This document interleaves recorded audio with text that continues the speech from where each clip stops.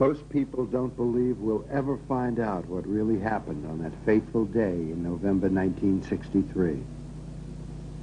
Many have tried to uncover the truth. Some have died trying. But the forces of concealment are ruthless and thorough.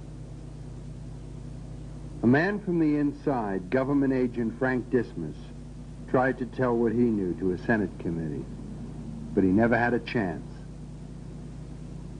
I'm a filmmaker, and it happened that I met Dismas briefly in 1974. He gave me an envelope and said, "If anything goes wrong, open this, and you'll know what to do." I've opened it. Though Frank Dismas was not without blame, in all that he did, he was true to his beliefs. But by controlling what he believed, he was made to cooperate in everything. Finally, even in his own destruction. Following Dismas through those last few days may make sense of what seems senseless and bring light where there is only darkness.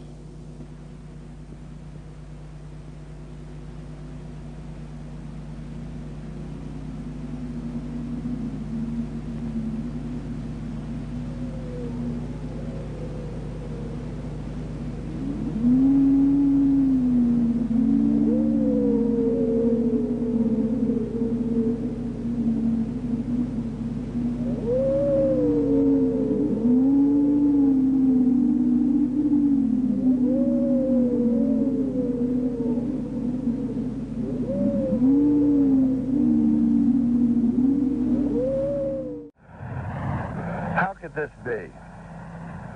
Well, the answer to that question is pretty complex, but it has to do with changes that haven't been recognized.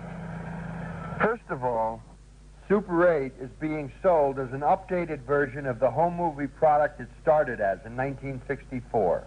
In fact, Super 8 is being sold in much the same way that 8mm was sold over 40 years ago.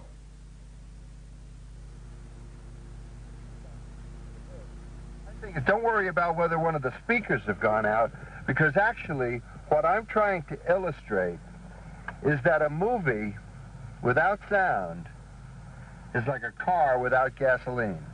It might be nice to look at, but it can't go anyplace. I think a student would probably have learned that a great deal of love and a great deal of feeling went into the types of films.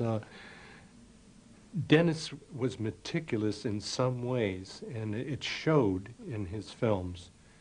Like in Dark Street, you got the effect of a heaven-type scene with just pieces of cotton and materials and so forth, but it was so arranged and so well put together that it really gave you a feeling you'd never know it was this room that we're in right now. So I think the student would learn that. He would also learn to listen to ideas, which is something that Dennis did, and I think he passed that on to his students as well.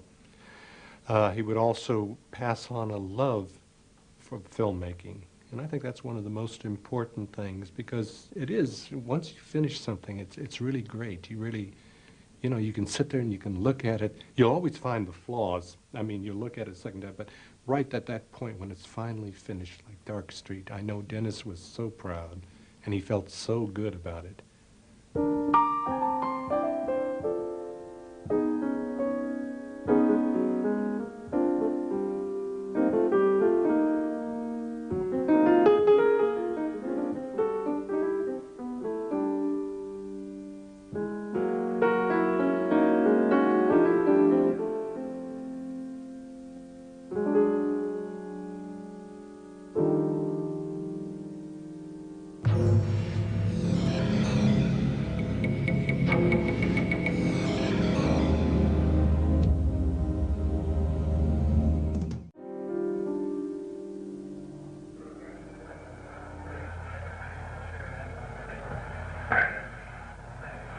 Well, I hope you enjoyed that as much as I did.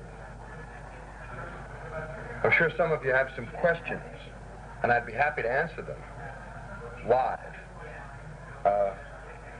Then maybe we can all go to dinner.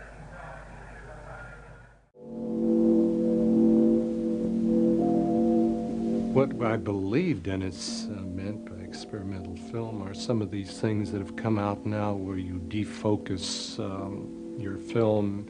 You have objects completely abstract, completely out of focus, or some of these things like Andy Warhol did where you focus on the Statue of Liberty for 8 hours and everybody applauds when a seagull goes by. This type of thing. Things out of the normal genre of film.